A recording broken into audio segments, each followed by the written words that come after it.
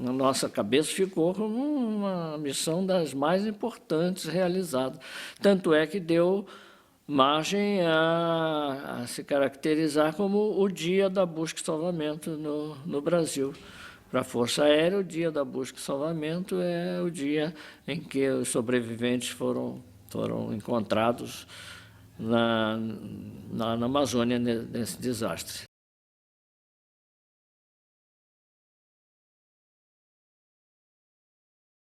Esta é uma história real de solidariedade, de socorro, de união de esforços e de esperança que aconteceu na Amazônia em 1967. Eu era, então, na época, ajudante de ordens do presidente Arthur da Costa Silva. Eu era capitão recém-promovido e eu comecei a me interessar pelo problema amazônico.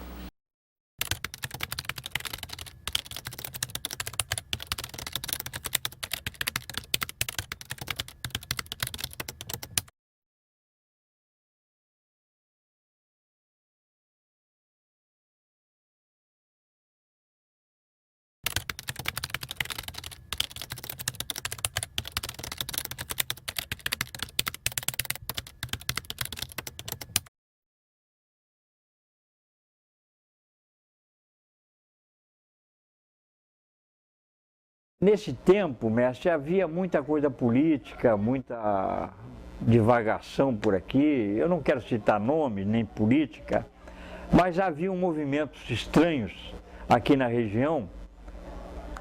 A Amazônia, naquele tempo, estava sendo ocupada, né? Era um vazio imenso. Neste imenso vazio, uma das maiores buscas aéreas da América Latina vasculhava a floresta em parceria com as comunidades do Amazonas. Quase 2 semanas tentando localizar os sobreviventes do avião C-47, prefixo FAB 2068, que caiu ao norte de Tefé, quando tentava avistar Manaus, após vagar a noite inteira na escuridão amazônica até cair sem combustível. Quase 8 horas de voo. Mas por que o FAB 2068 voava à noite, com instrumentos de navegação defeituosos, com uma tropa fortemente armada com granadas e metralhadoras e uma tripulação que sabia que o acidente poderia acontecer? Para entender a urgência desse voo, é preciso relembrar fatos da nossa história. A América Latina, primeiro explorada como colônia e depois transformada em parte do Terceiro Mundo, estava recebendo tratamento de choque para se adequar a mais uma etapa dos interesses internacionais. Na época, o Brasil era o maior, mais importante e mais promissor país da América Latina. Possuía hidrelétricas, indústrias cresciam, a população reivindicava melhorias e Brasília já era símbolo da modernidade e do poder. Aí vieram os problemas, sérios problemas. Manipulação da opinião pública e financiamento da campanha de 8 candidatos a governador, 15 candidatos a senador, 250 candidatos a deputado federal e mais de 500 candidatos a deputado estadual. Não se sabe quem eram essas pessoas, que cargos ocuparam ou se esses grupos permanecem no poder manipulando o destino do país. Mas a Operação Brodessan era, digamos, a intensificação dessa estratégia norte-americana para o Brasil. Um porta-aviões com capacidade para 90 caças, um navio com 50 helicópteros de combate, armamento e tripulação, 6 destroyers, um encouraçado, 25 aviões para reabastecimento em voo e tropas equipadas com 100 toneladas de armamentos. Toda esta força estava estacionada a poucas milhas do Porto de Vitória, no Espírito Santo. Se o governo resistisse, o Brasil seria invadido. O motivo? No Brasil, existia uma grande efervescência do pensamento de esquerda, né, do pensamento nacionalista, que não tem propriamente a ver com esquerda, mas era, de qualquer maneira, anti-americano, entende? Coisa do petróleo é nosso, coisa desse tipo, entende? E esse movimento nacionalista, ele pregava, por exemplo, que a nossa indústria devia ser nacional, entende? E não abrimos o mercado e as nossas portas para a entrada de empresas transnacionais, etc. Então, essa ideia era muito forte. A ideia das reformas de base, né, tudo isso. Então, e esse contexto era um contexto latino-americano, onde o Brasil era o país mais forte nesse sentido, né? Então, por exemplo, digamos assim, interromper esse processo no Brasil era uma forma exemplar de controlar a situação da América Latina, né? O desejo dos latinos de buscar um modelo de desenvolvimento mais justo e próspero era uma preocupação para os Estados Unidos e uma oportunidade para os soviéticos. Cuba já havia rompido com os interesses norte-americanos e apoiava movimentos semelhantes no Cone Sul. A Guerra Fria dividiu o mundo em duas partes, né? E eu vejo que, por exemplo, o Brasil, particularmente a América do Sul de modo geral, como vamos dizer assim, a maioria da população tem índole democrática. Então, logicamente que naquela ocasião nós atendíamos aos anseios dos Estados Unidos, que era que nós não virássemos do bloco comunista. Por isso houve até ajuda. Mas eu acho que isso é uma índole da população. Porque é uma grande falácia dizer que aquele pessoal que estava fazendo aí, assaltando banco, e queria um regime democrático. Eles queriam, era o totalitarismo soviético, que eu acho que é contra a índole do brasileiro. E isso veio a favor do outro lado, só tinha dois lados. Jânio Quadros abandonara a presidência da República 6 dias após manifestar apoio e parceria comercial a Cuba, durante solenidade de condecoração de Che Guevara em Brasília. O ministro cubano e permanente líder guerrilheiro transitava na América Latina apoiando movimentos revolucionários, até ser assassinado na Bolívia em 1967. Eu até estive uma missão em Cachimbo, ou noutra ocasião, muito bem sucedida, inclusive, que nós chegamos lá, a casa tinha sido abandonada, mas nós sabíamos que tinham havido cubanos que tinham estado presentes lá falando espanhol, etc. A isolada região amazônica era estratégica em função da ausência do Estado, da desinformação e da pobreza. Rica terra de ninguém, onde valia a lei do mais forte. E a partir da década de 60, essa questão começa a ser fortemente vivida. Entende? Por exemplo, com a criação, por exemplo, do tipo de jagunço, grileiro, entende? Essas figuras novas, digamos, socialmente novas, que são os capatazes, entende? As milícias ligadas a essas fazendas e tal, que davam um prazo para o cara sair, entende? Brasileiros e estrangeiros saqueavam a nação, grilando enormes áreas da Amazônia e tratavam brasileiros sem compaixão, sem dignidade e sem respeito. O fundamento dessa história é o conflito agrário, entende? Que dá até justificativas para o movimento guerrilheiro se fixar e tal, e digamos assim, raciocinar que ali, como existia um grande descontentamento e uma situação de tensão muito grande, seria uma área propícia para uma guerrilha se implantar, entendeu? E ter sucesso, em função do grande descontentamento, exatamente, de uma grande insatisfação, de um grande risco que indígenas, poceiros, entende? Ocupantes, sitiantes, etc., estavam sofrendo ou pensavam que estavam sofrendo, porque às vezes esse tipo de pressão não havia chegado até ele, mas havia digamos assim, essas notícias se espalhavam, né, de que fulano tinha sido expulso, entende? Ou tinha sido obrigado a sair, enfim, essa questão de uma grande movimentação, inclusive temperada com violência, sempre. O conflito agrário e a ameaça na quebra da hierarquia das Forças Armadas colocavam em risco a segurança nacional. Numa articulação de políticos e setores da sociedade civil, o Exército assume o comando do país.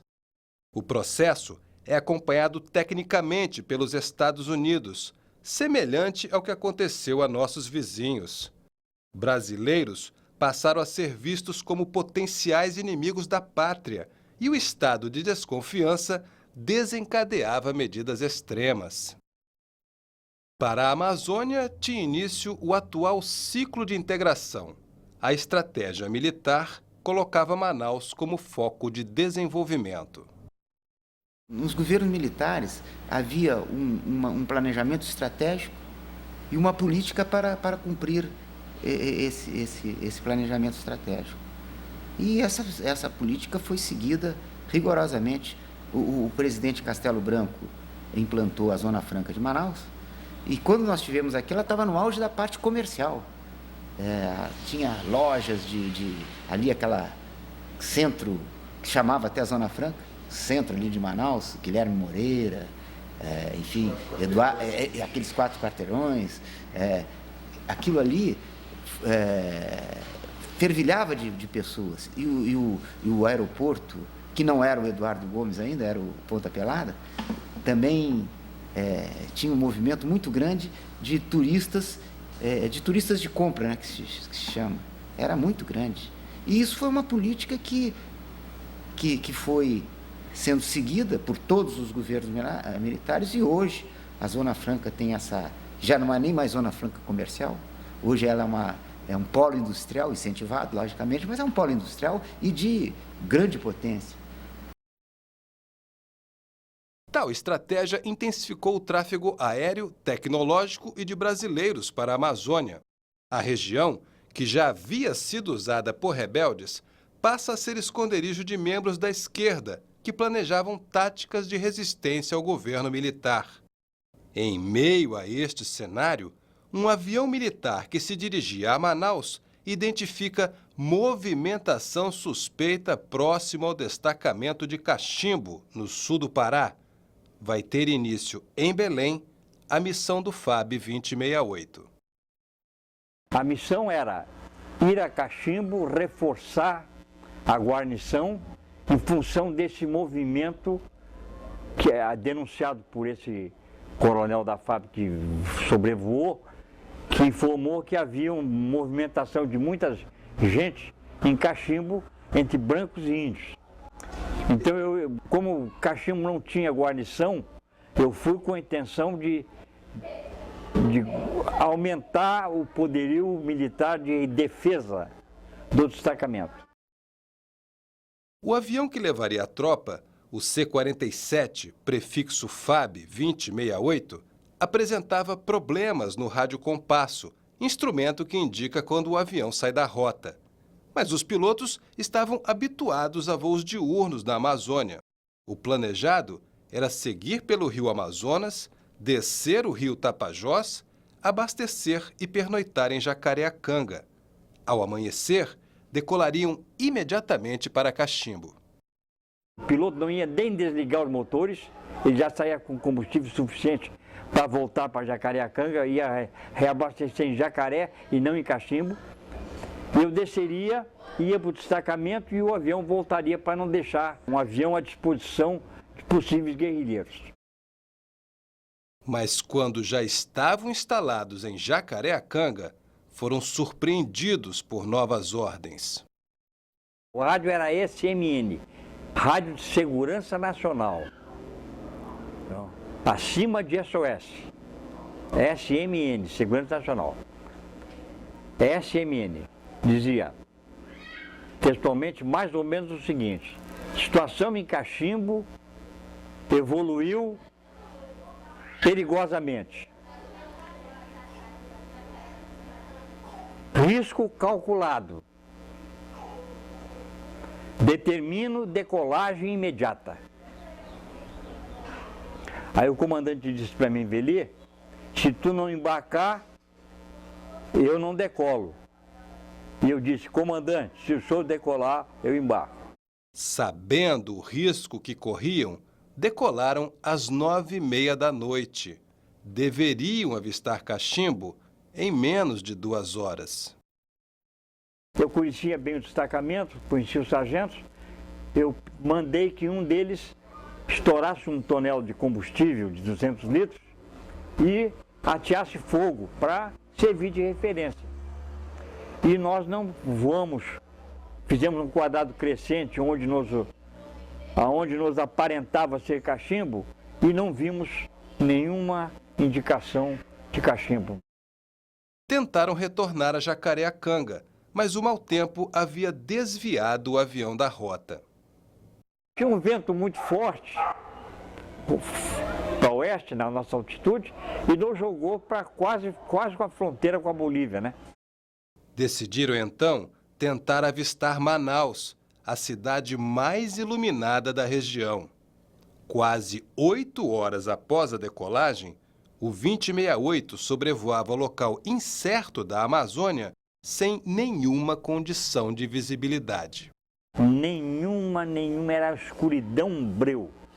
Depois de madrugada saiu aquela bruma, uma névoa branca, o senhor descia, o senhor tentava furar a névoa, aparecia o galho de árvore. E mais nada. Chegou-se a quase a bater em galho de árvore, furando a névoa branca. Restando o mínimo de combustível, o 2068 se prepara para descer. Na hora da batida, quando deu 50 galões de combustível, aí o comandante me disse, olha, Veli, não tem mais jeito, 50 galões, tu vai ter que te amarrar. Aí eu chamei o sargento, foi de infantaria esse, que faleceu, que é o Barbosa, e disse, olha, avisa o pessoal para acordar e se amarrar bem. Então ele deu o movimento, nós já tínhamos alijado a porta, isso há tempo, eu já tinha dado ordem, alijamos a porta do avião fora e jogamos fora todo o armamento pesado. Granadas, bombas, metralhadoras, carabinas, e jogamos tudo fora, porque se batêssemos junto com aquilo, ia ser uma explosão medonha. Às 3h45 da manhã, hora local, o rádio do C-47 emite os últimos sinais de SOS. Senti a primeira pancada, senti uma pancada, brum, senti a segunda pancada, brum, e de repente parece que o mundo desabou sobre mim, né? O sargento Barbosa também sobreviveu à queda. Dona Linalva relembra os momentos vividos pelo marido. Jogou fora as armas, né, como ele falou, e viu aqueles armários, aquelas coisas do fim do avião, vindo tudo para frente, caindo tudo, aquelas coisas pesadas, armário pesado. E quando viu, foi batendo com a cabeça de um lado e do outro. Já quando ele, aí desmaiou, quando ele tornou, já estava no chão do avião, a fumaça ainda bem fraca. Ele viu e um bocado de formiga em cima dele e ele tentou se arrastar, eu ouvindo gemido e tudo. Eu consegui me desamarrar, levantar. Quando eu levantei do banco, tinha um tronco de árvore na minha frente, eu me joguei por cima, eu já vi que não podia caminhar e rastejei uns 20 metros, quebrado, e fiquei vendo o avião pegar fogo. E o pessoal, alguns ainda amarrados, serem queimados vivos. Eu não sabia quantos tinham ficado vivos, quantos tinham ficado mortos. Eu fiquei na selva lá. A equipe do Paraçá, da qual eu fazia parte, ela se integrou imediatamente, tão logo foi montado em Manaus, em Manaus, o Centro de Coordenação Salvaero, de busca e salvamento, utilizando várias aeronaves, né, e inspecionando para onde, quem tinha ouvido, qual o ruído do avião.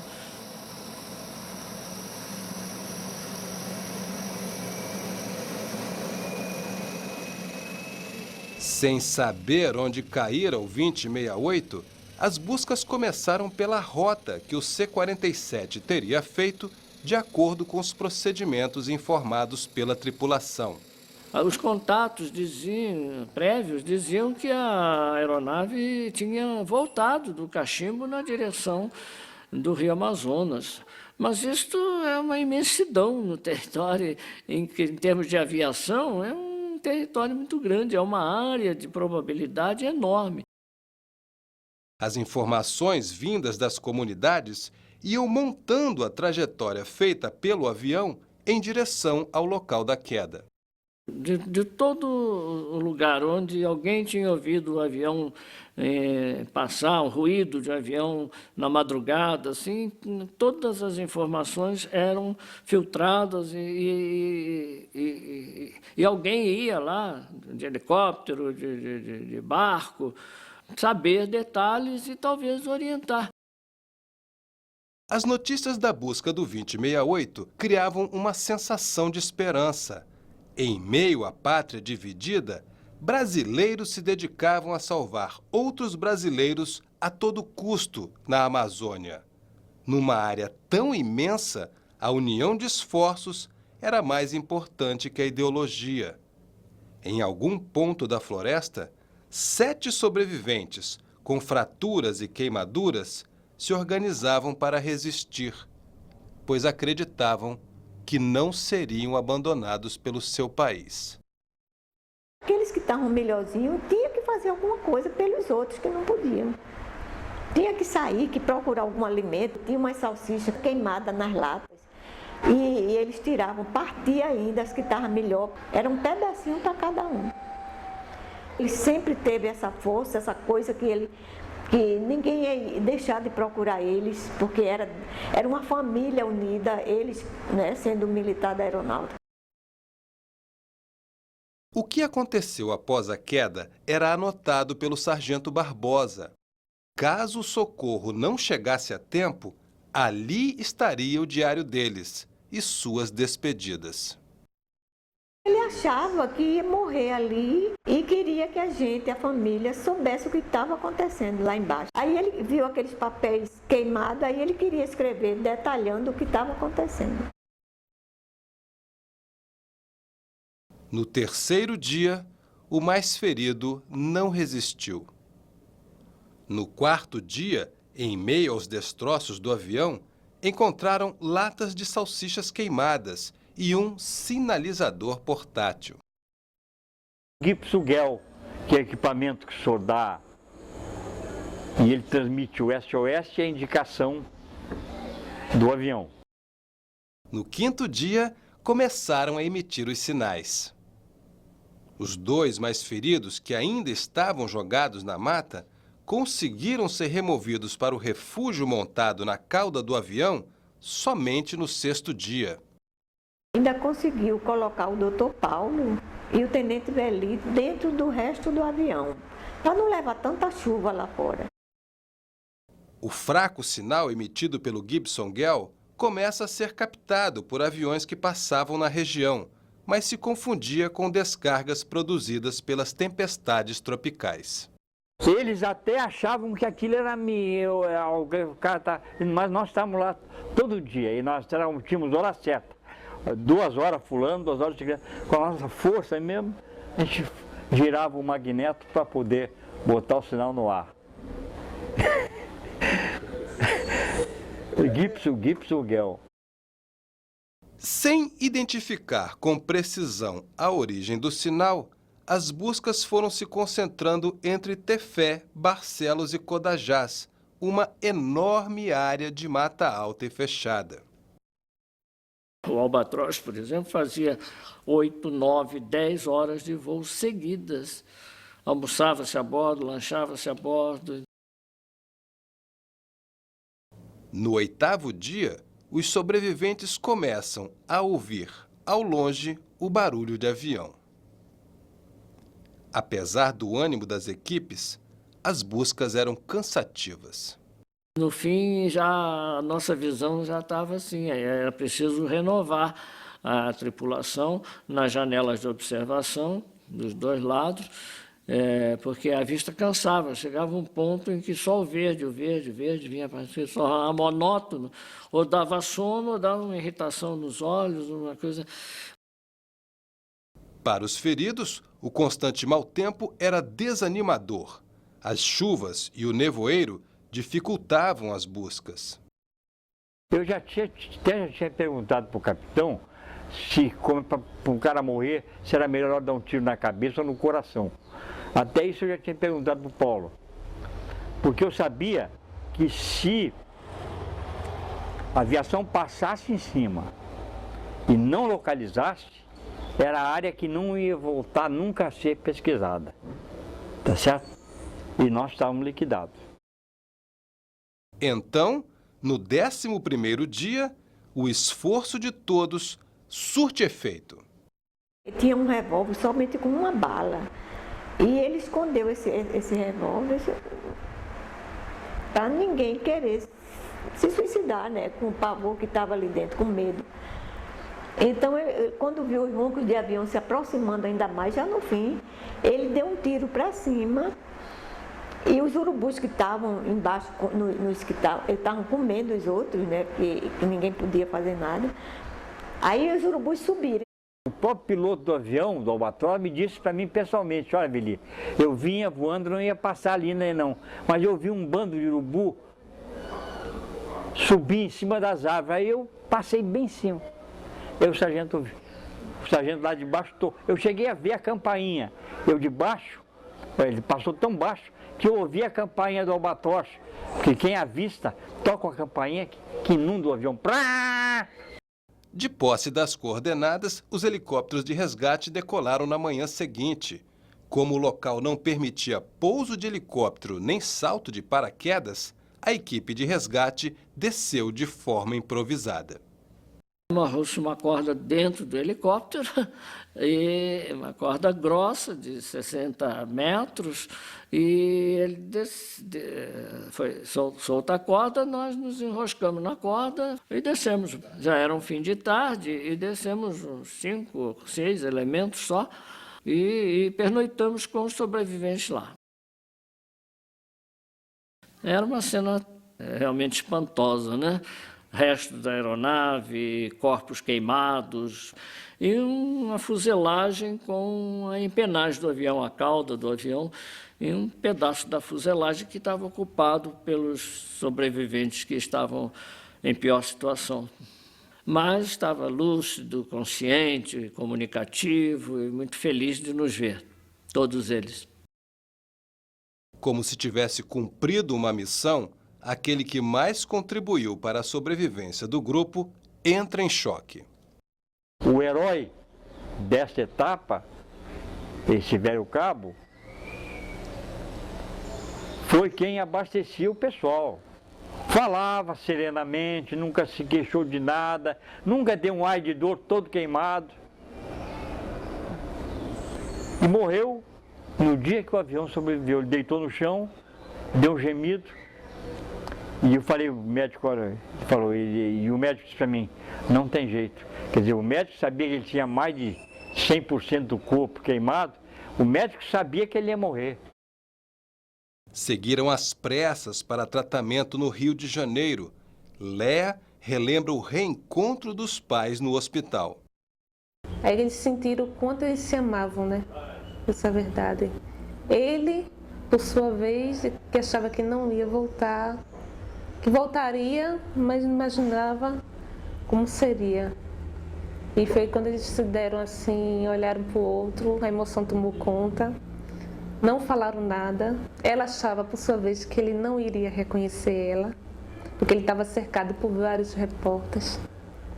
E quando ele avistou ela, as lágrimas começaram a cair e ele só fez assim, vinha. E ela foi. E os repórteres tudinho saíram e só o olhar, os abraços, os choros foi que tomou conta nessa hora.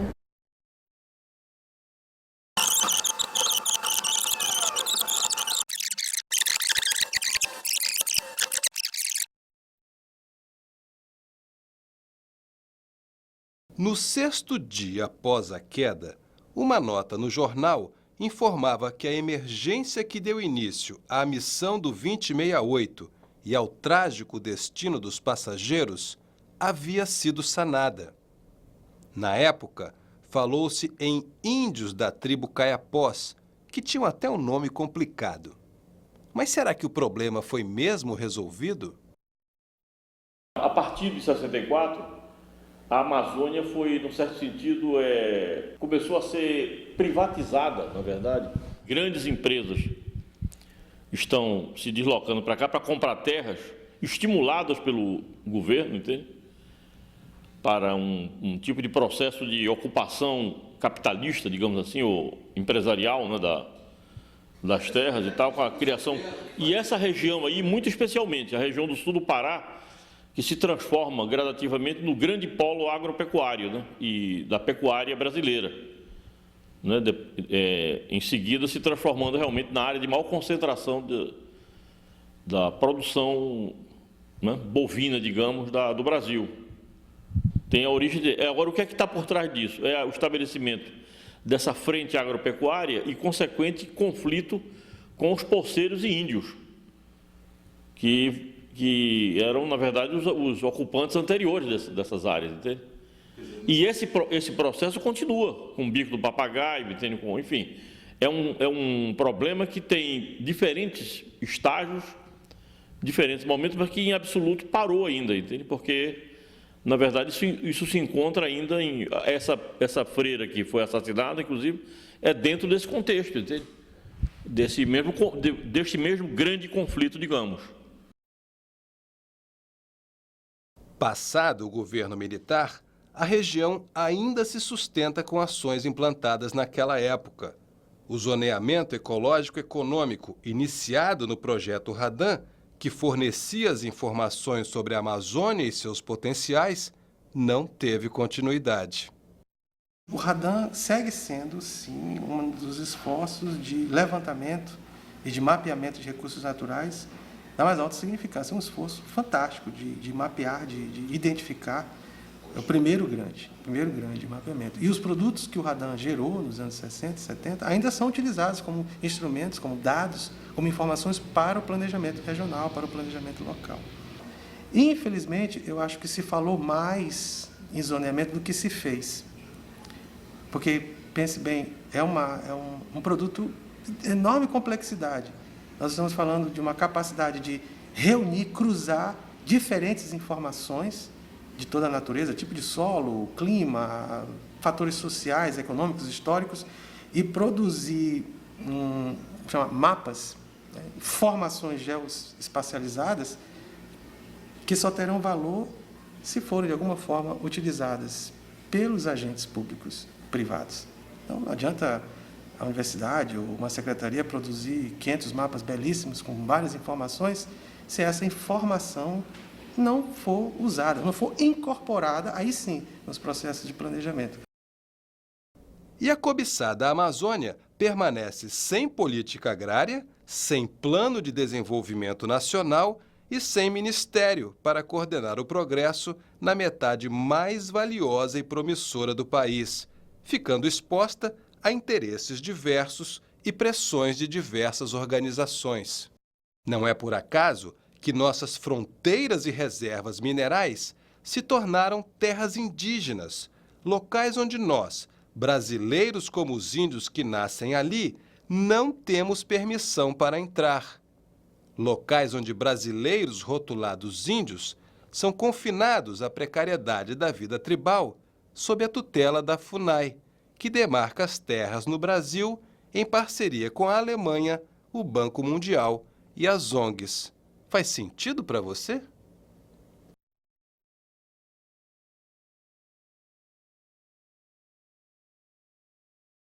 Meu nome é Jonas de Souza Marcolino, eu nasci no Contão, na comunidade indígena Contão, hoje terra indígena Raposa Serra do Sol, e vivi lá até os 18 anos, caçando, pescando, trabalhando na roça, desgotando o lago, fazendo toda a atividade que os parentes fazem, alguns até hoje ainda.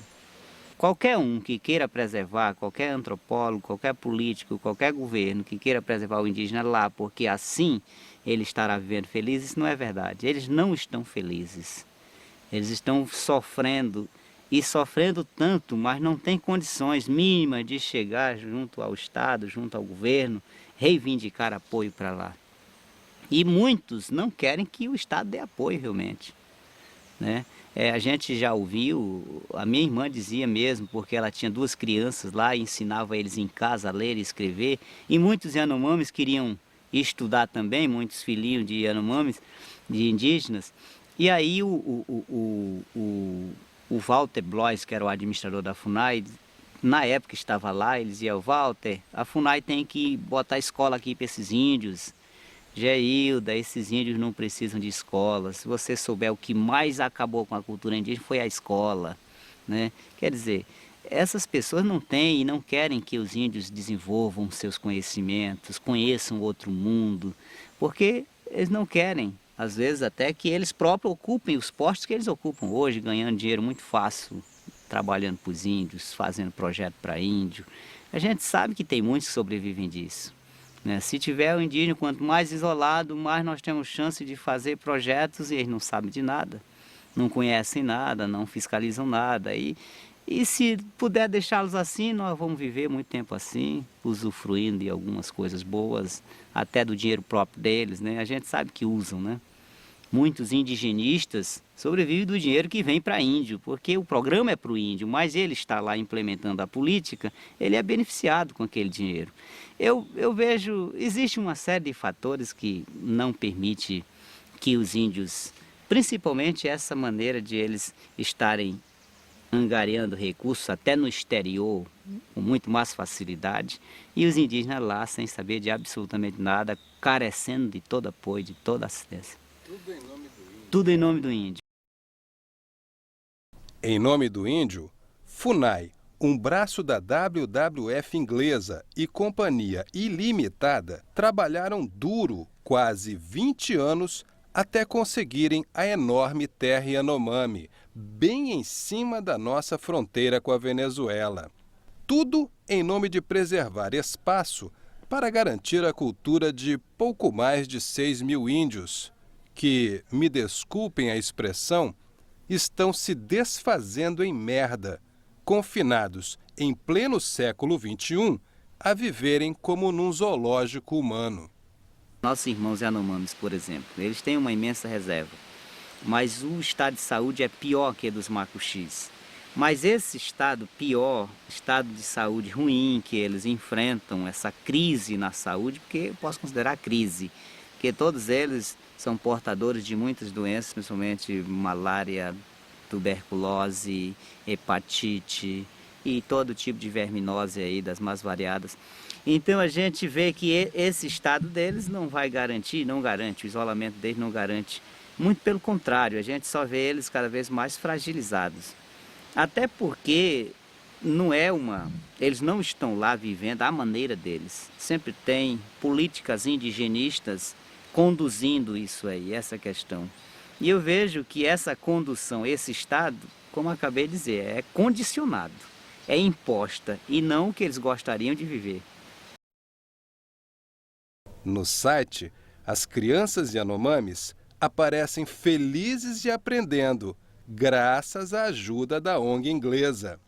Ao mesmo tempo, o líder Yanomami viaja pelo mundo recebendo prêmios e chamando de brancos o resto de nós brasileiros, que apesar de sermos frutos do mesmo processo de colonização e miscigenação, ainda acabamos convencidos a conceder a exclusividade da terra, para, em seguida, destruirmos a vida e a cultura dos que são obrigados a sair, atendendo a pressões internacionais de desocupação rápida do lugar, para evitar focos de resistência.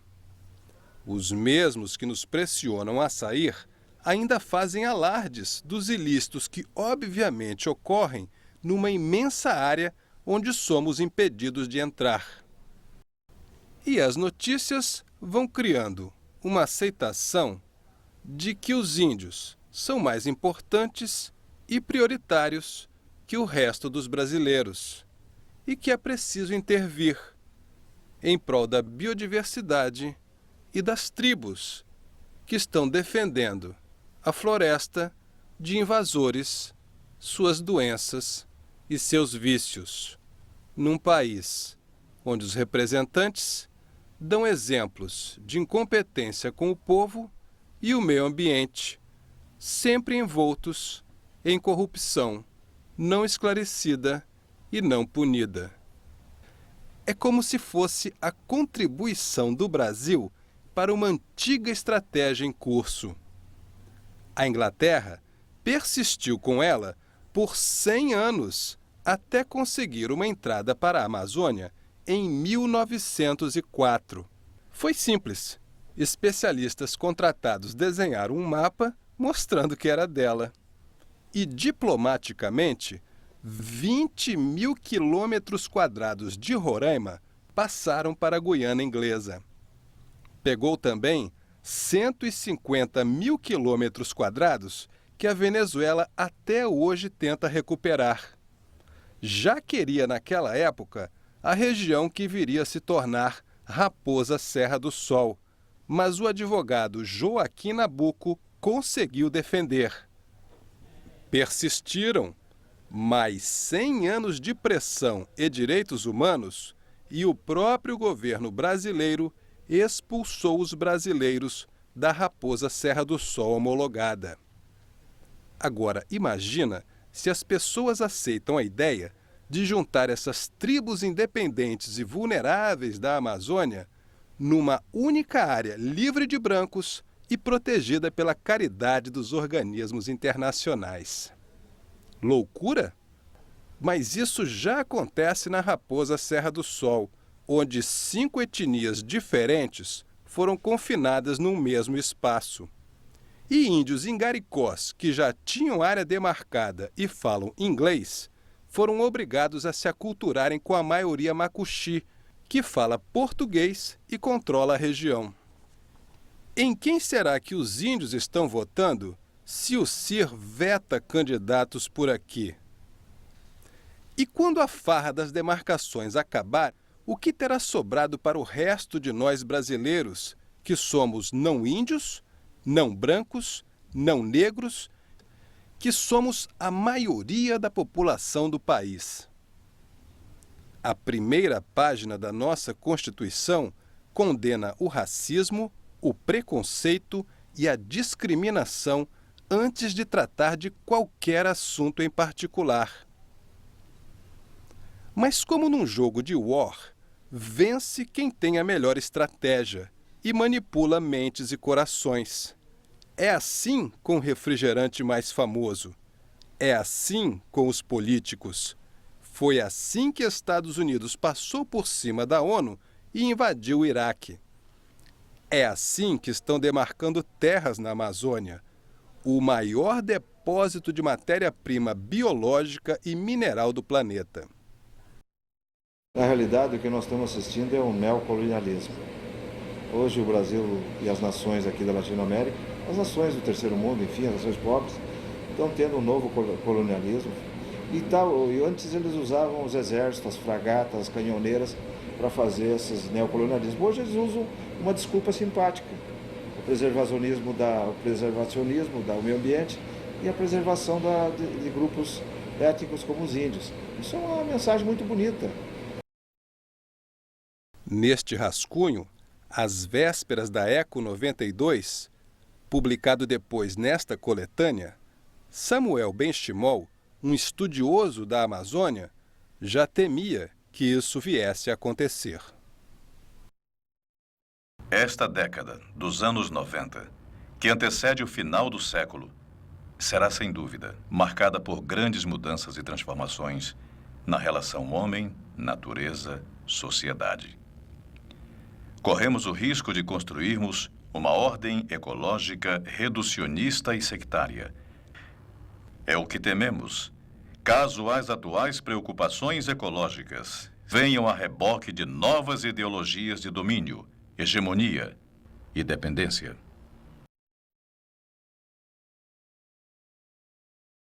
E como a maioria fica rezando e vendo novela, tudo vai sendo tocado politicamente. E o Pepetal, que ia durar até 2005, já está construindo moradia em ponto estratégico, na segunda entrada de toda essa área, próximo à balsa mantida pelos produtores de arroz, que até a OEA e a ONU querem expulsar. Sentiu a pressão? E faz sentido, já que durante a demarcação de uma área, comunicam que há tribos não contatadas. Quer dizer, há sempre novas áreas a serem demarcadas. As grandes ficam para as datas comemorativas. A enorme reserva Yanomami foi homologada logo após a criação do PPG-7, Programa Piloto para a Proteção das Florestas Tropicais. Em 91, o grupo decide investir no Brasil. No ano seguinte, Eco 92 no Rio de Janeiro. A enorme homologação Yanomami aconteceu às vésperas desse evento ecológico mundial, logo após nosso presidente retornar do exterior. E 7 municípios de 2 estados da Amazônia tiveram que ceder uma imensidão de área, inclusive o famoso Pico da Neblina, para 6.000 e poucas pessoas, que não tinham documento algum, mas eram bem representadas. E no embalo da Eco 92, intensificaram a demarcação da Raposa Serra do Sol. Nessa época, a missionária Dorothy Stang, que foi assassinada no Pará, andava por Roraima. A Dorothy Stang andava por aqui, ela andou várias vezes aqui. Várias vezes em incentivo. Uma época ela chegou aqui, estava inflamada em 91, para 92, estava inflamada, ela chegou aqui com um monte de indígena que ia lá para o Birmar, mandou entrar dentro do meu sítio os indígenas, disse, mas isso aqui é uma propriedade privada. Eu acho que você não devia mandar ninguém entrar nos sítios sem permissão do dono, a senhora tinha que perguntar se eu podia ceder para o pessoal entrar, não da maneira que você está mandando aí. Aí ela pegou os carros, na mesma hora o pessoal entrou dentro e foram embora. E ela, até no ano que... Foi o ano que veio essas invasões aqui na beira do Surumim, foi 2003, ela ainda chegou a passar aqui pela frente. Rendo, essa Dorothy Stang. Junto já com essas invasões aí dos indígenas, que aqui nunca foi área indígena nessa beirada. Toda a vida era só criadores e fazendeiros aqui nessa beirada. A estratégia de invasões dos índios ligados ao CIR dá certo. Num esforço para conseguir mais território, se espalharam em comunidades de 3 ou 4 casas e nomeavam um tuxaua e um vice-tuxaua. Algumas próximas às propriedades tituladas pelo INCRA. Quando esse monte de tuxaua se reunia para reivindicar, a produção de notícias exaltando direitos e mazelas dos povos tradicionais reforçava o coro. Assim, o CIR, que representava a minoria dos índios, ocupou e controla a maior parte do território. Por coincidência, a maloca que mais ganhou espaço foi a Maturuca, uma das áreas de maior extração de ouro no passado e que é controlada por Jaci Souza, irmão do atual coordenador do CIR. Jaci chegou a comprar uma fazenda na região com milhares de dólares emprestados da Diocese de Roraima. A FUNAI ainda determinou o reembolso dessa grana. Jaci e o tuxaua de bigode ao lado dele foram voz ativa no processo de homologação, que revoltou a população de Roraima e a maioria dos índios da região. Brasileiros que já tinham resistido à demarcação Yanomami, sem o apoio do resto dos brasileiros, foram novamente derrotados e humilhados. Às vésperas do Dia do Índio, logo após nosso presidente retornar do exterior. Eu acredito que o maior problema que teve na Raposa Serra do Sol é pela nossa resistência, nós indígenas com uma consciência de brasilidade, de nacionalista, de patriota, de cidadão brasileiro, nós temos consciência de que o maior patrimônio que a nação tem é o seu povo. E lá nós sabemos que na Raposa Serra do Sol, a maioria das pessoas que estão saindo de lá não foram pessoas intrusas, não foram pessoas que entraram há pouco tempo, foram pessoas que nasceram lá, a maioria delas. Alguns não, mas a maioria daquele povo que está saindo de lá, que estão querendo tirá-los, nasceram lá. Então, essa confusão toda que deu a Raposa Serra do Sol, eu creio que, confusão sim, esse embate todo, essa luta toda, é porque nós, um grupo de indígenas, principalmente os ligados à SODIU, Sociedade de Defesa dos Índios Unidos do Norte de Roraima, nós vimos que a política indigenista do outro lado não permitia realmente, de fato, a presença de nenhum não indígena lá dentro. Mas nós sabemos que os não indígenas que estão lá são nossos compatriotas. Então nós os valorizamos e hoje temos até consciência de que precisamos dessa convivência interdependente. Porque, como falei agora há pouco, nós precisamos de implementar nas nossas comunidades vários tipos de atividades com instrumentos modernos, técnicos, científicos, até desenvolver várias atividades dessa natureza. Então isso não nos deixou convictos de que deveríamos lutar contra o não índio, contra o próprio Estado, contra o município, contra os políticos. Isso é que criou maior complicação entre a Raposa Serra do Sol, porque de um lado estava nós dizendo que o Estado, pelo tamanho da terra, como lá estavam os brasileiros, o Estado poderia assegurar todos um espaço, considerando que todos são brasileiros, sem tirar de lá uma pessoa. Se tivesse... E a gente sabe que a maioria das pessoas que pressionam o país, já ouvimos isso de vários ministros, de todos, inclusive do próprio presidente da República, que as pressões internacionais é que pesam mais, é que obriga que eles tomem essas decisões como foi tomada. Né? O próprio presidente da República nos disse que ele não, e não estava só eu com ele, estava o governador Brigadeiro Altomar de Souza Pinto, o senador Augusto Botelho, o senador Mozarildo Cavalcante e alguns deputados, o doutor Daniel Gianlupe.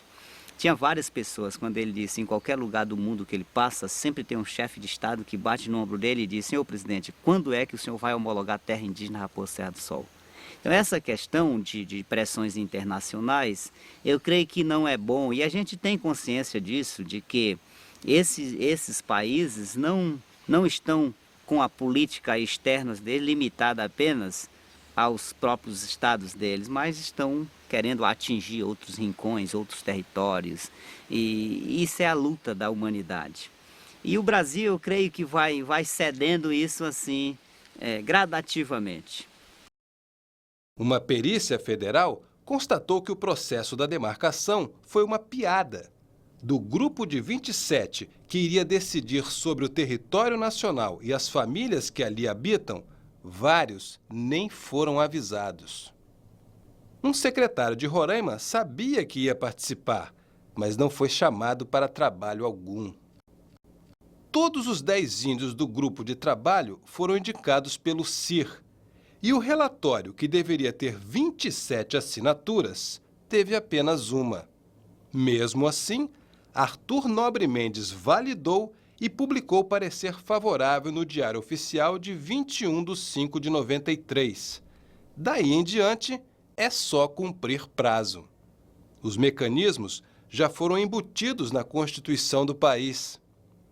12 anos após a publicação, Raposa Serra do Sol foi homologada, apesar do repúdio da população de Roraima, do repúdio da maioria dos índios e do protesto das empresas que geram milhares de empregos e abastecem de arroz as populações de Roraima e Amazonas, outro estado que permanece isolado do resto do país.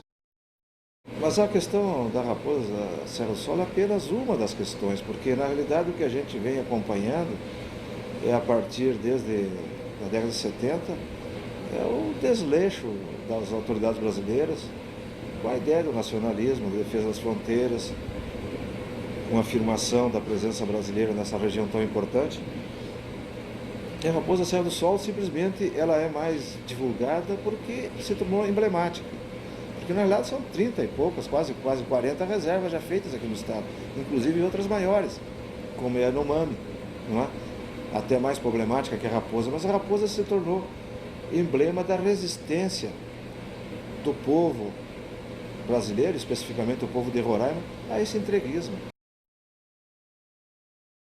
Em 2005, tudo o que eu falei aqui foi mostrado pelo perito federal aos parlamentares em audiência pública no Congresso Nacional, onde o representante da população de Roraima e o representante da maioria dos índios do estado repudiaram oficialmente a demarcação.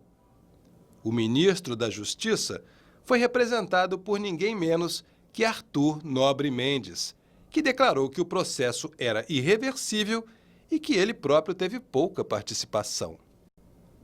No ano anterior, Arthur Nobre Mendes e a agência alemã que administra as demarcações no Brasil eram tema de CPI.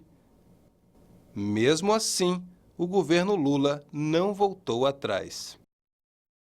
Então é uma coisa planejada, evidentemente, e a gente fica perplexo e vê a inércia da nossa população, das nossas instituições. E aqui em Roraima nós já estamos dizendo o seguinte: quando as instituições falham, cabe ao povo reagir e lutar pelo que é seu. Porque essa política de preservacionismo é um desastre para o Brasil, porque como é que um país como o nosso, que tem problema de fome, péssima educação, nível de vida lá embaixo da população, pode pensar em preservacionismo? Preservacionismo interessa às nações ricas, que já atingiram um estágio de desenvolvimento e querem preservar o status. Eles nunca foram tão poderosas como são. Agora nós, que precisamos dar alimento, dar escola, dar condições de vida para o povo, é evidente que nós temos que usar nossos recursos naturais. Getúlio Vargas já dizia, basicamente ele dizia o seguinte, que o país que não detém o controle dos seus recursos naturais é um país sem futuro e sem projeto, sem futuro. E é o que nós estamos fazendo, entregando nossos recursos naturais, a nossa principal riqueza, na mão de pessoas que a gente nem sabe quem são, nem do direito, com a desculpa aí que vão preservar não sei o quê. Eu acho que nós temos que reagir e, infelizmente, o nosso inimigo não é só externo. Infelizmente, nós temos uma porção de brasileiros, eu acredito que uma parte por idealismo, ignorância ou má informação, mas grande parte porque está recebendo para fazer isso. Estão recebendo para entregar a nação brasileira.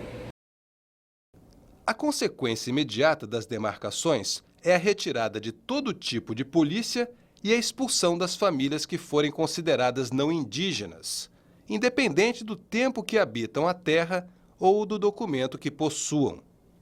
Curica, mesmo sendo casado há décadas com uma índia da região e tendo documento da terra, continua sendo pressionado a sair, coagido pelos índios ligados ao CIR. Eu achei isso uma coisa muito triste, né? Aí você tá dentro da sua casa, você chegar com aquela turma, assim, na hora que chega assim, é muito triste. E aqui não tem nada perto, né? Não tem nem como pedir socorro, né? Não tem como você chegar e chamar alguém para lhe socorrer. Se eles tiverem de fazer alguma coisa por nós, tinham feito. Mas graças a Deus que não aconteceu, né?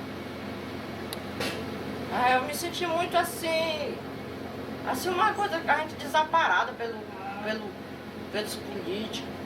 Eles dão atenção para eles lá, eles acham que eles estão certos, que é isso que eles vieram fazer aqui com nós.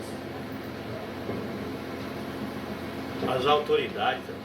As autoridades aí. Do jeito que da maneira que eles chegaram aqui, ver um monte de carro. É duro. O tempo que a gente mora aqui, né, a pessoa chegar assim para querer tirar seu namar de dentro da sua casa. Isso é uma falta de consideração com a pessoa. Vocês chegaram a pensar em ir embora daqui? Não. Não cheguei porque no momento não tenho vontade, eu vou, mas se eles me pagarem o justo valor, né? A gente tá querendo. Agora eu sair daqui pra gente, que nem esses outros, tá tudo debaixo de uma lona.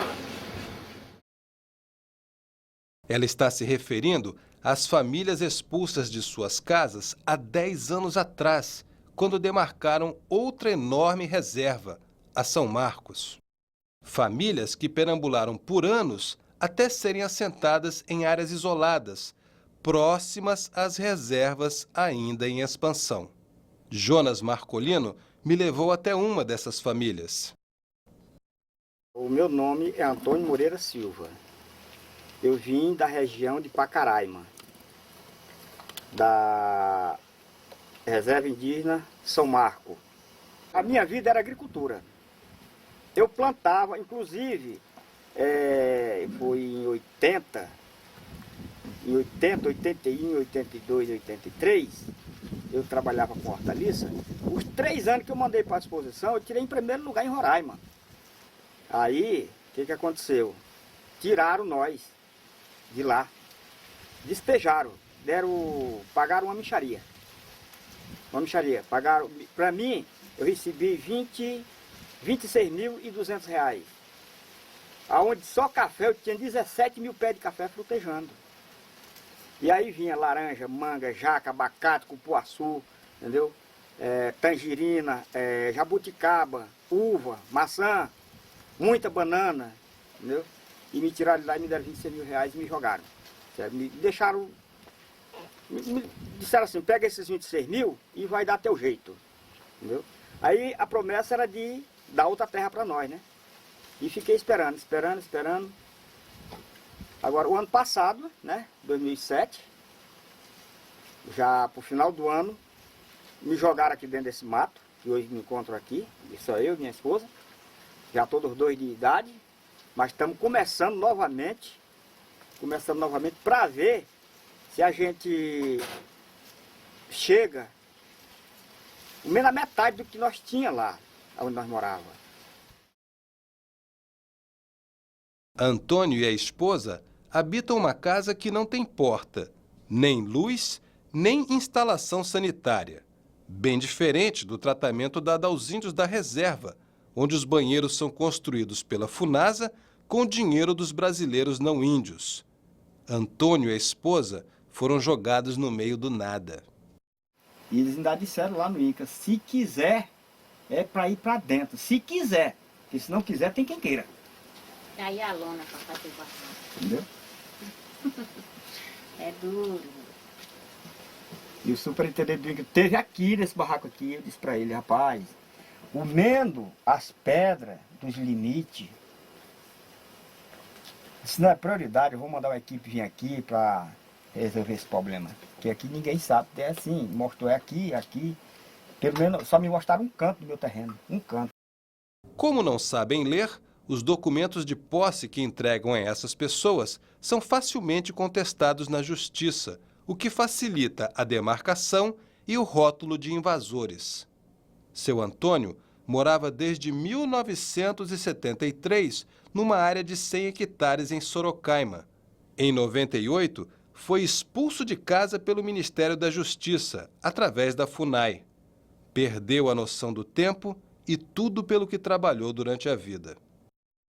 Vai fazer 10 anos agora em janeiro. Dia 6 de janeiro foi entregue nosso sítio para a FUNAI. Eu me lembro de 98. E agora 2008 vai fazer 10 anos. Novembro de 2008. Então fez 10 anos, né? 6 de janeiro fez 10 anos. Fez 10 anos. 10 anos, 10 isso. anos, fez 10 anos. Uhum. Rapaz, ontem eu estava falando com ela, digo... Ontem mesmo eu estava falando com ela de graça, tu lembra daquele tempo que a gente morava lá no mato, lá, quando dava de tardinha, eu tinha um novilho, assim, mais ou menos de uns 400 quilos de carne ou mais. Ele chegava, tá deitado debaixo do sítio, ele chegava e metia o pescoço assim na rede e ficava me levantando para cima, entendeu? O novilho, levantando. Aí ele parava, né? Aí ele voltava, e vinha lamber meus pés, lamber minhas mãos, entendeu? O novilho. E os outros tudo em volta aí. E nós já estávamos com 28 reses lá na época, né? Aquele monte, rapaz, assim, em volta da rede, eu deitado lá, né? Certo. E eles arrodearam tudo assim, brincando comigo. Aí eu me lembro disso, rapaz, eu vou te falar. É verdade. É doloroso, né? Para viver aqui. É a vida, né? Isto está acontecendo a milhares de famílias por toda a Amazônia. Faz ideia quem está ganhando com isso? Só traz prejuízo para o próprio Estado brasileiro, porque a gente sabe que na região, ou no Brasil inteiro, tem muita gente passando necessidade, morrendo de fome, sem teto, sem casa, sem nada, e o Estado está contribuindo para isso. Tiram as pessoas que habitam lá há 60, 70, 80 anos e não dá uma casa digna para eles. E indeniza por R$700, algum R$1.000, R$2.000, que não vai dar absolutamente para nada. Eles não estão conseguindo olhar isso com perspicácia, ver que o ser humano é dotado de espírito, alma e corpo, de inteligência, que ele ama a região, aprendeu a amar aquele solo, aquele rio, o túmulo dos seus antepassados que lá está, enfim. As pessoas estão ferindo, que não existe, estão ferindo direitos de pessoas, de cidadãos brasileiros, que não existe dinheiro para reparar esse dano. Eu creio que o Estado brasileiro está sendo muito desumano com o seu próprio povo, com o seu próprio patrimônio, que é o povo, que deveria receber mais estímulo, mais apoio, mais assistência em todos os aspectos. É ignorado, tudo não tem que sair porque lá tem índios, como se índios não fossem pessoas também com ideais. E sabe o que bioprospecção tem a ver com tudo isso? Tem a ver tudo com a Amazônia.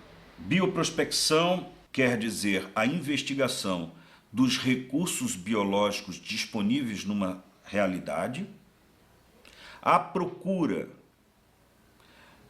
do que os cientistas chamam princípios ativos, a procura de determinadas informações úteis que estão naqueles recursos vegetais, na fauna ou na flora, para poder gerar produtos que possam ser elaborados em laboratório, em instituições de pesquisa, como novas drogas, remédios, cura do câncer, cosméticos, solução para despoluição de determinadas baías. Então, é a investigação desses recursos na própria natureza para pegar esse elemento e levar ao laboratório para gerar novas drogas, novos produtos medicinais ou agropecuários, etc, etc, etc. Descobriu-se, mais recentemente, a importância de que o conhecimento desses recursos na natureza, um exemplo clássico, o que existe no veneno da jararaca para o controle da pressão arterial. O que existe na planta tal da Amazônia para a solução de um problema relativo a uma infecção crônica. O que existe numa árvore para a elaboração de um novo doce, de uma nova maneira de conservar os alimentos. Muitos desses conhecimentos já estão disponíveis no acervo e na história de muitos povos.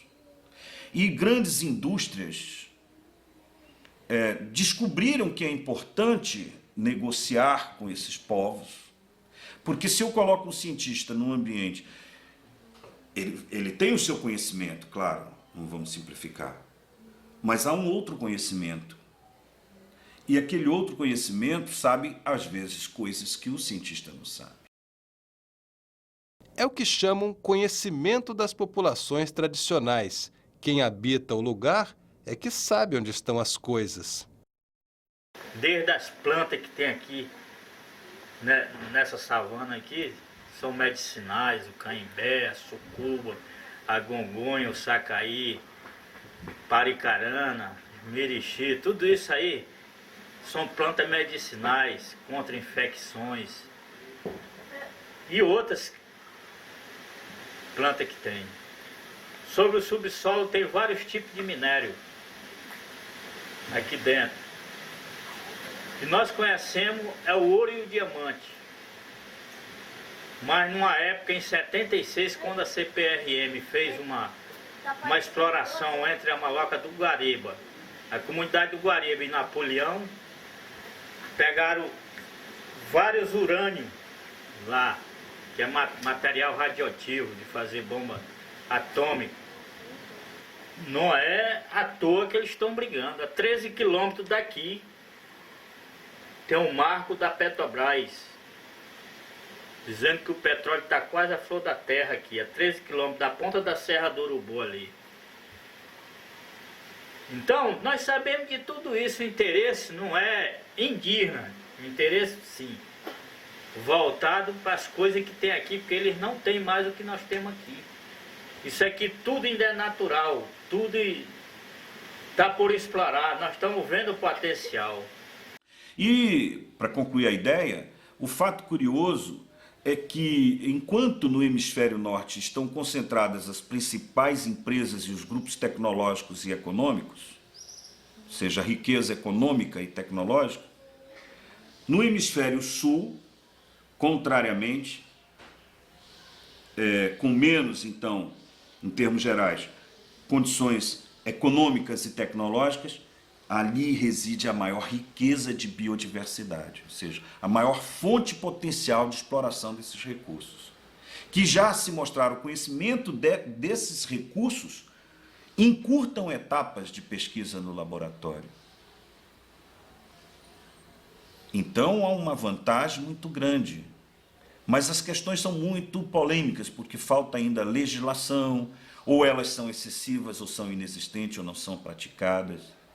Nós estamos no momento em que se delineiam alguns conceitos importantes, como o de biodiplomacia, que passa a envolver grandes grupos, estados, ONGs, comunidades indígenas, grupos de consumidores, em torno do modo como se deve explorar, nesse sentido de investigar os recursos disponíveis nessas reservas de biodiversidade. A Amazônia é um espaço privilegiado. Como explorar e como compartilhar esses benefícios. Isso implica muita negociação, mas, sobretudo, primeiro, informação a respeito do que está acontecendo. Quais são os vários lados dessa questão que podem atingir A, B, C ou D, para não ficarmos refém nem do que um cientista ou de um grande industrial acha, tampouco do que um grupo refratário a qualquer exploração da biodiversidade. Entende? E aí decidirmos o que é melhor. Mas o chavão, a linguagem forte, o ambiente dogmático, ainda predomina essa discussão. Eu entendo que isso talvez seja uma das razões porque nós ainda não saímos muito do lugar com relação a isso. Porque há interesse, há recursos, mas a sociedade, grosso modo, não sabe, então não participa dessa discussão. Enfim. Brasileiros, por desconhecimento ou desinformação, estão perdendo o controle sobre a Amazônia e suas riquezas. Brasileiros ocupados com as novas tendências e o cotidiano da vida moderna. Isso aí faz parte daquilo que eu digo. O Brasil não conhece a Amazônia. E aí os seus órgãos de imprensa estão dentro desse contexto, também não conhecem. E às vezes, por não conhecer, defendem bandeiras erradas. Todos aqueles que vieram aqui, eles voltam daqui com outro sentido. Todos aqueles que eu conheci, políticos, jornalistas, que nós aqui do Comando Militar da Amazônia, os convidamos, os levamos para o interior, diversas comitivas. Todos que saíram daqui, todos, sem exceção, voltaram com uma outra visão sobre o que é a Amazônia e o que se deve fazer para defender a Amazônia. Enquanto isto, brasileiros que moram numa das áreas mais lindas e cobiçadas do planeta, a exemplo dos sobreviventes do 2068, continuam resistindo isolados ansiosos pela chegada de outros brasileiros para socorrê-los. Nós atendemos cerca de 450 comunidades durante a operação. Foi uma operação que durou 26 dias. Durante esse período, esses 26 dias, nós transportamos nas nossas aeronaves do 4º Batalhão perto de 270 toneladas de cestas, entre cestas básicas e medicamentos para essas comunidades. Muitas vezes, da comunidade para o município, nós levávamos enfermos para serem tratados.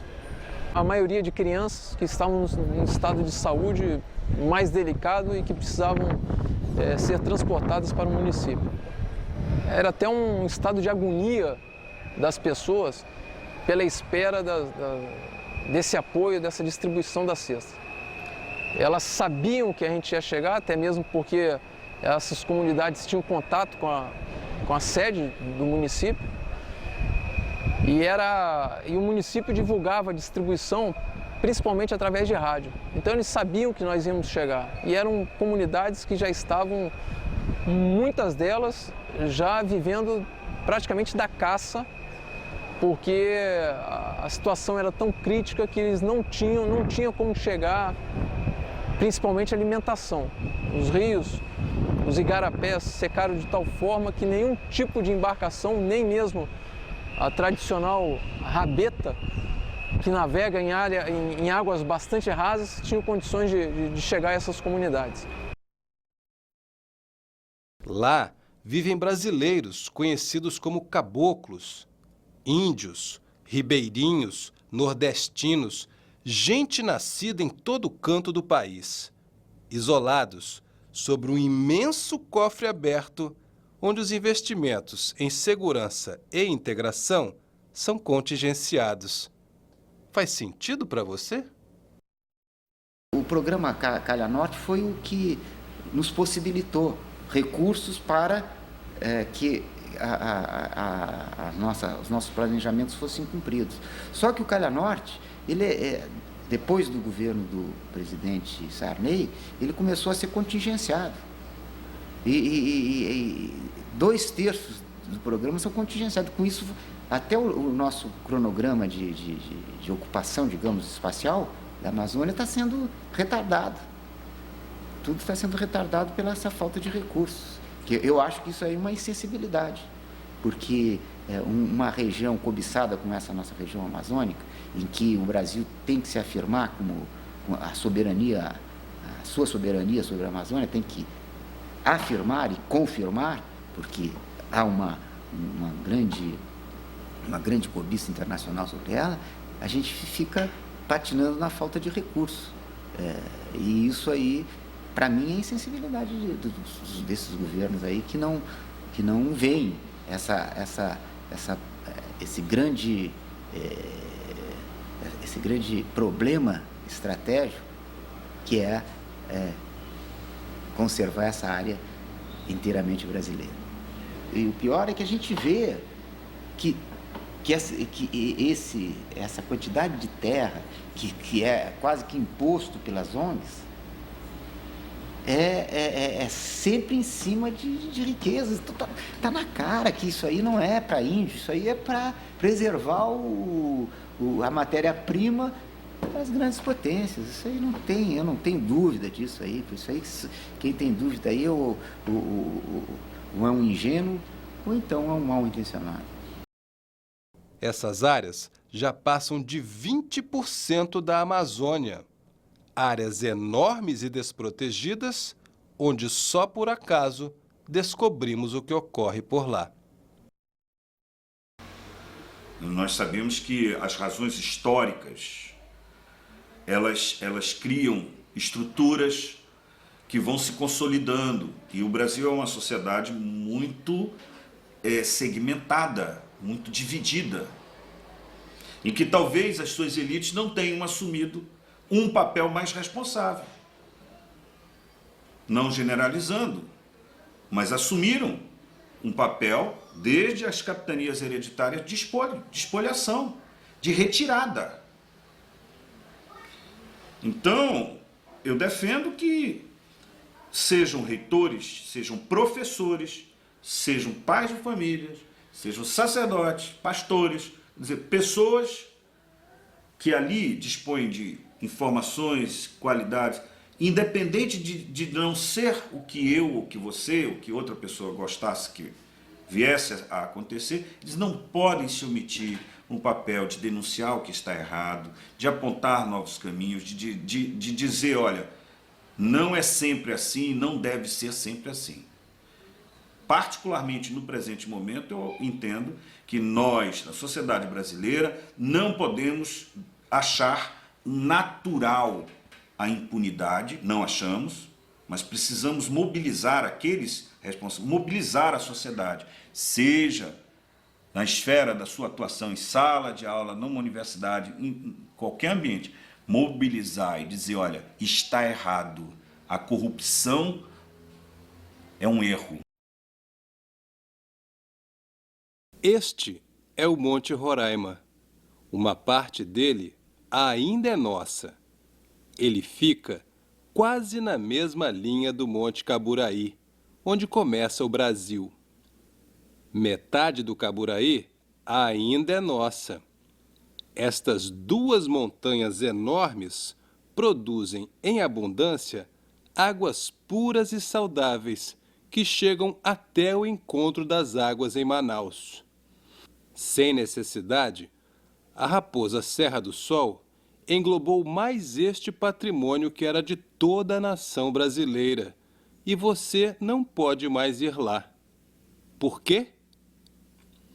Tem um lago em Roraima chamado Caracaranã. A população do estado costumava ir até lá nos fins de semana.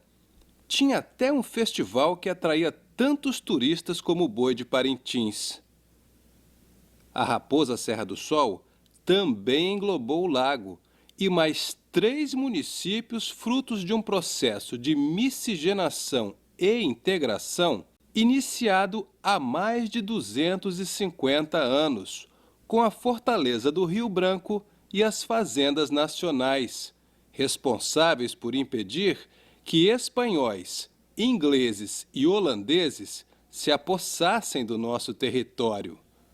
Te parece sensato desprezar as lições do passado e desabitar municípios numa tríplice fronteira a título de preservar costumes e tradições de pequenos grupos de brasileiros? A cultura indígena, lógico que as raízes devem ser preservadas, mas o índio deve ser brasileiro, ele deve ser um cidadão brasileiro, preservando a sua cultura, aquilo que tem de bom na cultura e não o que tem de ruim. Por exemplo, tu não vai conservar a cultura do Yanomami lá de Surucucu, que mata o primogênito se for mulher. Tem que ser homem, se for mulher, mata. Isso não vai preservar, isso não tem porquê. Aquela imundície que eles vivem lá no troço também não vai preservar. Você vai ensinar higiene para eles. Eles dizem, não, porque eles são nômades. Não são nômades, eles não saem dali. Onde tem o posto da FUNAI, ou qualquer coisa do Exército, que tem médico, tá? Eles não vão sair dali, porque eles querem. Eles sabem que quem salva eles é o civilizado que está ali por perto.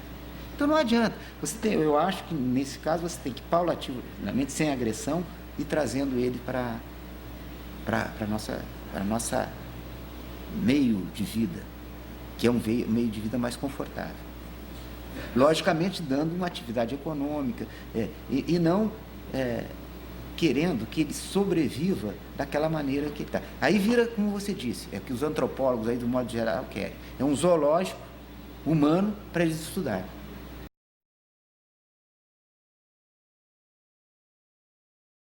E quem estuda, aprende e fica em vantagem. E como no jogo, vence quem está em vantagem, quem conhece e manipula o adversário. Enquanto Príncipe Charles e WWF inglesa eram recebidos na Guiana a título de preservar as florestas e as populações tradicionais, do lado de cá da fronteira, brasileiros que passeavam no lago Caracaranã eram flechados por índios ligados ao CIR, como se ali já não fosse mais Brasil. Índios que usam radiofonia e picapes de luxo bancadas por ONGs afirmaram que estavam apenas fazendo conscientização ambiental. A velha estratégia continua em curso e os brasileiros conformados com os fatos. Brasileiros que são barrados diariamente em estradas federais por índios que frequentam as cidades e votam em bloco. Recentemente, índios ticuna, que têm terra demarcada desde 2004, invadiram a periferia de Manaus, o que rendeu boas manchetes no início de eleições. Em menos de uma semana, conseguiram até indenização do governo. Não se surpreenda se isso se tornar o início de mais um longo processo de demarcação, já que há cemitérios indígenas espalhados por toda a confluência dos rios Amazonas e Negro, já que a expressão direito das populações tradicionais, embutida na Constituição de 88, está tendo mais importância que antigos documentos de propriedade ou o futuro da nossa nação. Na minha terra, tem um ditado que diz: onde tem otário, malandro se dá bem. A nossa Amazônia é uma conquista dos antepassados, herdada por todos do Brasil, não por grupos isolados, e pode te dar uma vida melhor agora. Estas duas montanhas, por exemplo, sem mexer em nada, elas têm tudo para se tornar destino certo no turismo mundial. Cada descoberta nesta região única e virgem do planeta pode se tornar uma manchete abrindo portas para nosso país. Quanto elas renderiam em visitação turística e investimentos em pesquisas e patentes? Em vez disso, foram interditadas pelo governo a mando de estrangeiros, apesar de pertencerem a ti e à tua família como brasileiros. Se não quiser abrir mão das riquezas do teu país, vai ter que resistir e preparar as próximas gerações para resistirem. Porque são determinadas pessoas ou personalidades por atributos reconhecíveis como importantes pela sociedade, que adquirem em determinados momentos na história um papel crucial. A exemplo de Roosevelt, nós poderíamos dar vários outros exemplos. A exemplo de Mandela, a exemplo de Gandhi, né? Então, quando a sociedade parece que está estagnada ou vai naquela rotina que nada mais nos assusta, nos impressiona, nos assombra, a gente pergunta, isso vai dar em quê? Isso não vai dar em nada se alguns corajosos, se algumas pessoas devotadas, né, generosas, não assumirem a sua cota de responsabilidade. Bom, essa é para terminar. O nióbio é utilizado na produção de naves espaciais, de ogivas de foguetes, de turbinas de caminhão e até de lâminas de barbear. Mais de 90% do nióbio do planeta estão na Amazônia. No Morro dos Seis Lagos, na Cabeça do Cachorro, lá na fronteira com a Colômbia, onde só nos permitiram deixar um pequeno grupo de soldados, o nióbio é tão evidente que a água dos lagos tem a cor do minério. Ali perto tem petróleo, tem urânio, tem Inglaterra, tem Holanda e tem a base de lançamento de mísseis e satélites da União Europeia. Você acha prudente continuar desabitando assim uma região que pode proporcionar uma vida melhor a todos da nação? Eu queria citar, não sei se você conhece um texto que diz pensamentos são coisas. Quando Descartes diz penso e logo existo, ele está dizendo que esse aí é um princípio filosófico empregado à vida de indivíduo e à vida de uma nação. uma nação ou um indivíduo é possuído e dominado pelo pensamento que nele predomina, né? James Allen escreveu um texto chamado Pensamentos são Coisas. Ele diz: assim como pensas, assim andas, assim caminhas. Assim como amas, assim atrais. Tu estás hoje onde os teus pensamentos te trouxeram, tu estarás amanhã lá onde os teus pensamentos te levarem. Não escaparás do resultado dos teus pensamentos, mas suportarás, aprenderás e te regozijarás. Realizarás a visão do teu coração, seja bela, seja baixa ou ainda a mistura das duas, mas tu gravitarás secretamente em torno daquilo que mais amas. Será colocado nas tuas mãos o exato resultado dos teus pensamentos. Tu não vais receber nem mais nem menos, senão aquilo que mereces. Seja qual for o teu ambiente atual, cairás, permanecerás ou te erguerás com o teu pensamento, com tua visão, com teu ideal. E te tornarás então tão pequeno ou pequena quanto o desejo que te controla, ou tão grande quanto a aspiração que te domina. Então, eu acredito que, o texto encerra assim, né? Eu acredito que a minha vida, né, vai depender muito do que eu sonhar, do que eu pensar. E eu só penso de coisas boas, penso coisas boas para mim e para o povo brasileiro, para mim e para todos os índios. Eu não gostaria de ter todas as condições do mundo enquanto o meu povo está lá passando todas as misérias, passando toda a necessidade. Por isso, hoje, eu penso dessa forma. Eu acho que o princípio da universalidade deve prevalecer, que é o princípio pelo qual todos, do mesmo todo, são sujeitos ou beneficiários de tudo aquilo que é previsto para um todo. Por isso, se o branco sofrer, aí é que o índio pode sofrer. Mas se o branco só não sofre e o índio tem que sofrer, eu não concordo com isso. Né? Se todos têm que sofrer por igual. É o princípio da universalidade prevalecendo em tudo para mim. Essa é a ideia. Muito obrigado. Só mais essa. A Venezuela vive da grana do petróleo. Só que no subsolo não tem muro dividindo. E como estamos bem ao lado e somos maiores, é provável que aqui embaixo tenha até mais petróleo do que lá. Mas enquanto o poço vai secando, nem exploramos, nem protegemos nossas riquezas. Sacrificamos nosso povo em nome do índio, do meio ambiente e da corrupção. Reaja, amigo. Mas se ergues da justiça clava forte,